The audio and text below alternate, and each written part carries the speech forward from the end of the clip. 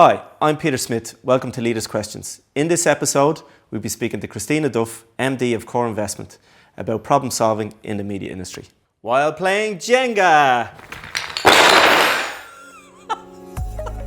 What the f***? That's how you play.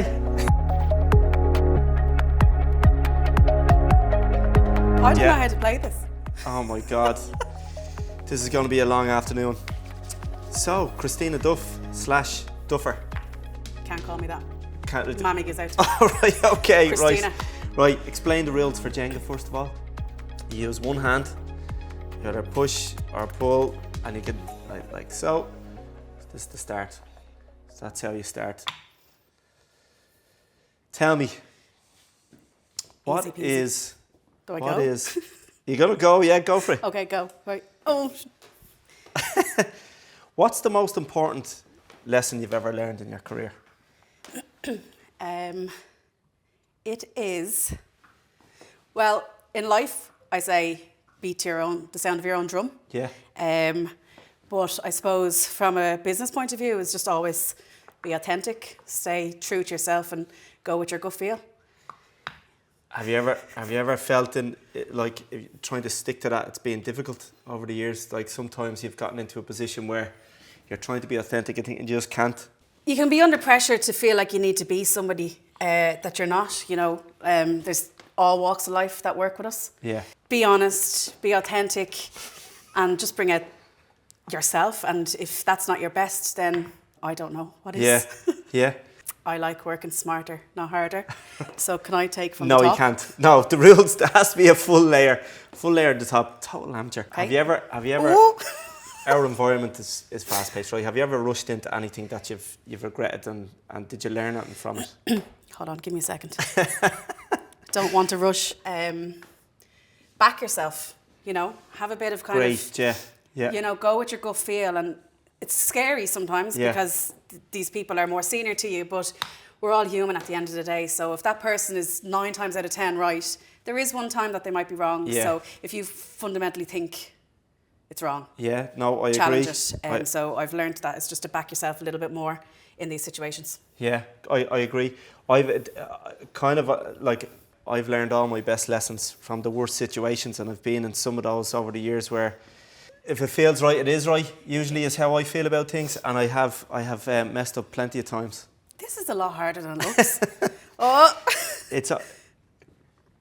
I am a glutton for punishment. Go on. Right. Go on, just. Fuck. Oh. Problem solver. I don't know how you got away with that one. So.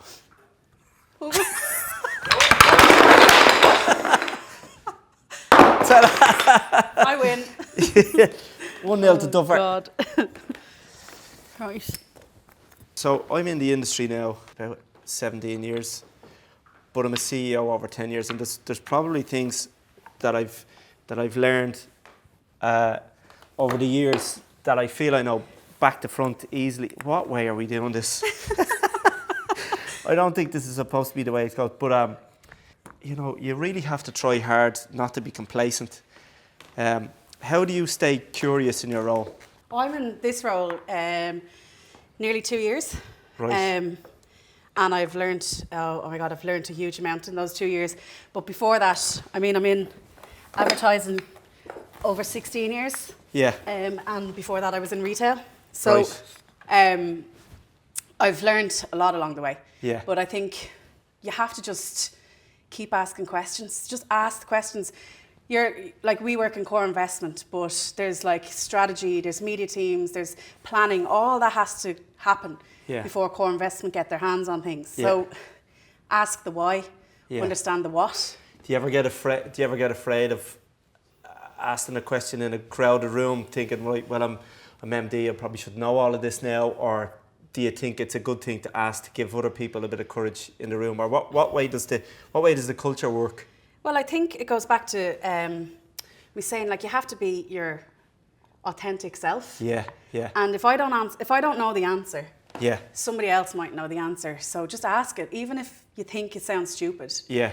Just ask the question because there's somebody else that might not know either. And And then just doing. Here, it's my go. Oh, was it? Sorry. Just doing. Like I started in, as I said, I started in retail. Yeah. I changed to advertising. I worked in print, radio, out of home. I jumped over to TV, got into digital. Just keep learning. Roll your sleeves up and do it. Do you think, just in terms of your peer group, with that amount of experience, does it lend itself then for you training your staff? Like, if you have all this experience in print and radio and any of the things that you've done over the career, like, do you find it that much easier then to impart your knowledge? Hold on. Nope. Oh. Do I find it easier to impart my knowledge? Well, the fact that, because I suppose to frame it, the best people I've ever worked with, the mentors that they usually have had a significant amount of expertise in certain areas. So as much as they know how to manage, they actually know the product as well, or they know the ins and outs, and they're able to, rhyme off answers. Have you found that that's like it's good for training staff? Because that's obviously a big thing when you're a leader. Yeah, it's definitely good to have an oversight of everything. Yeah. But you can't be an expert in everything, and that's what I've found. And I think it's really important to lean on the experts. Yeah.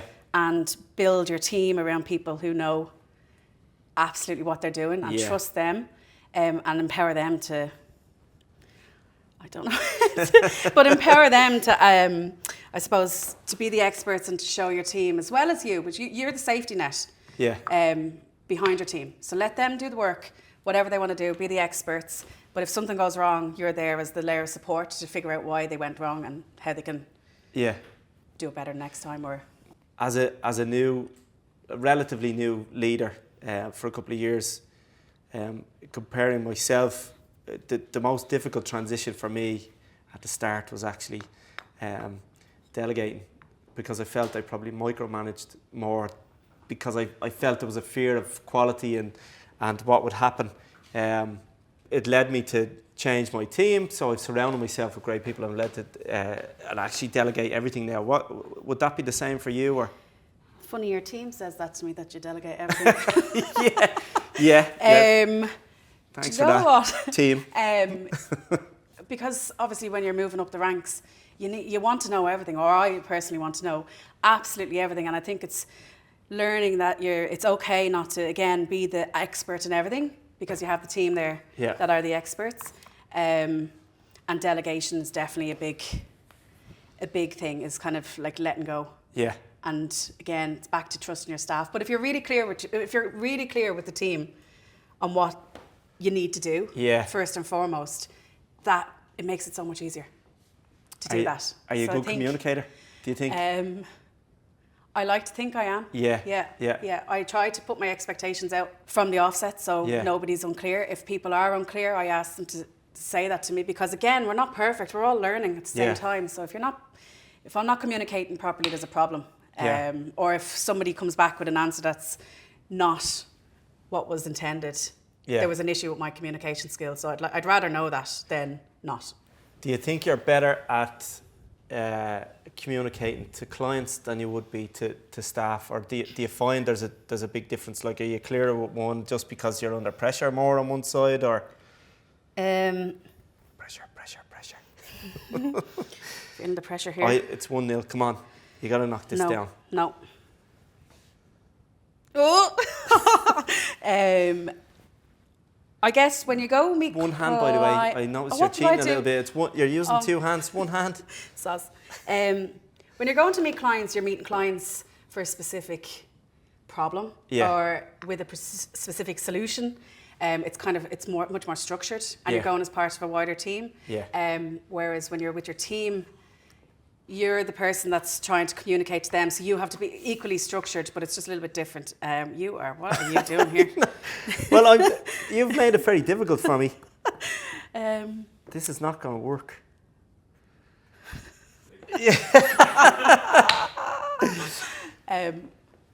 But from a team point of view, you just have to listen, ask questions, and try to understand all of their points of view. So it's slightly different. Your shot, one hand, cheater. Do you know what happens when I'm doing a negotiation and I don't like the way the answers are going? Right. I knock it down.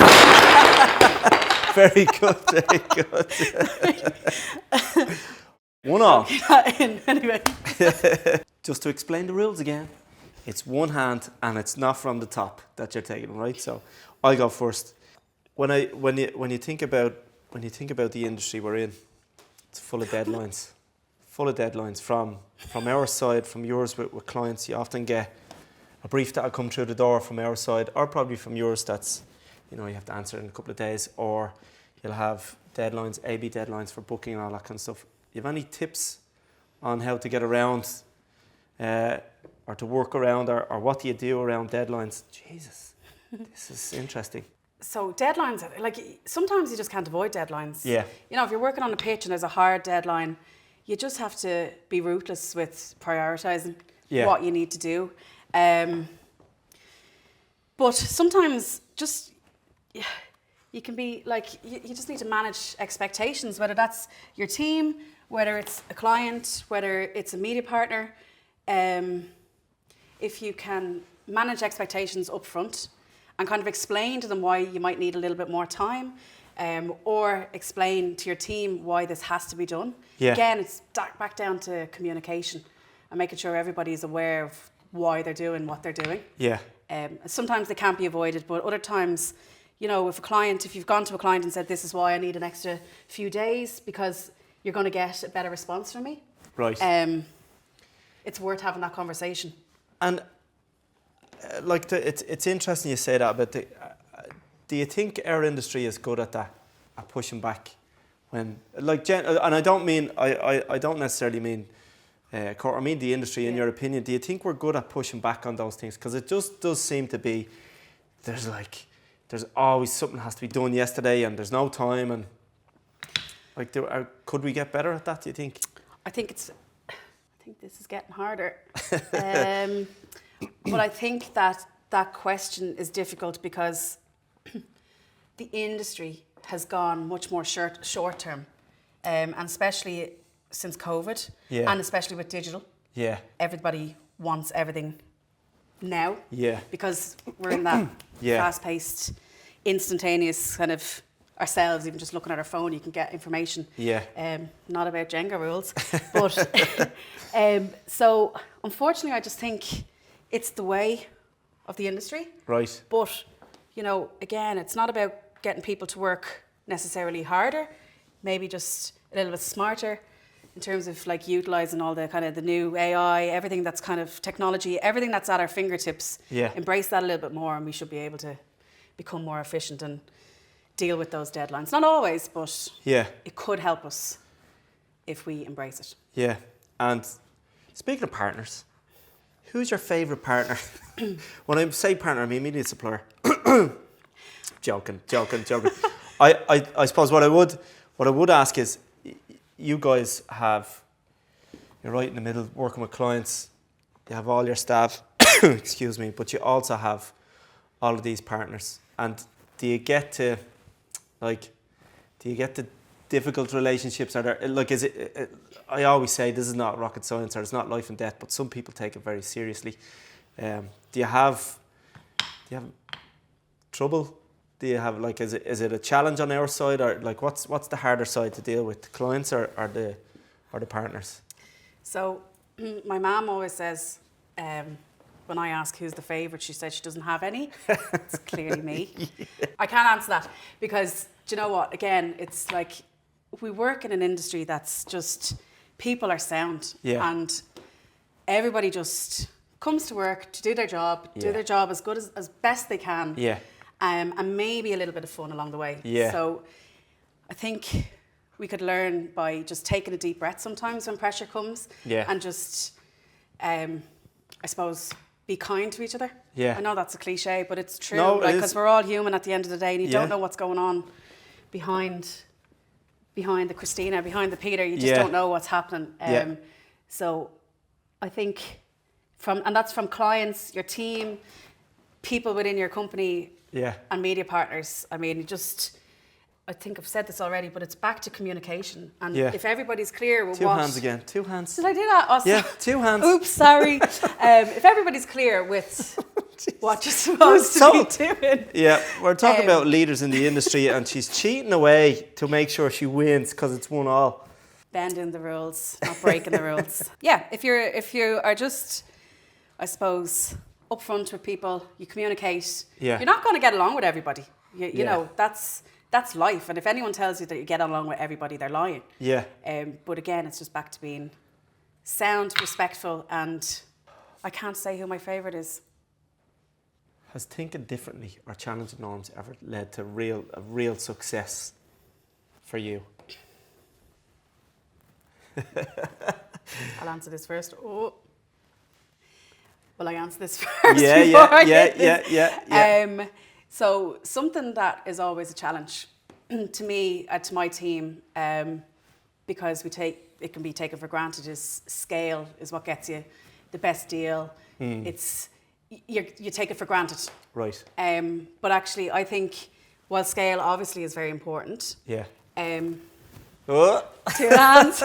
But scale is obviously extremely important in this market, but it's actually the people and what they do with the scale that counts. Yeah. So, you know, I might be biased, but I have the best team in the business. Yeah. And that team are the people who utilise that scale, our relationships, work hard on those relationships to give our clients the best above and beyond what scale could just deliver. Yeah.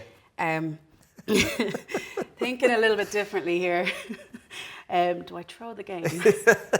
But yeah, it's just taking that. It's taking those relationships, just challenging a little bit, taking time to say thank you. I think we all forget that in this industry because it's so fast paced.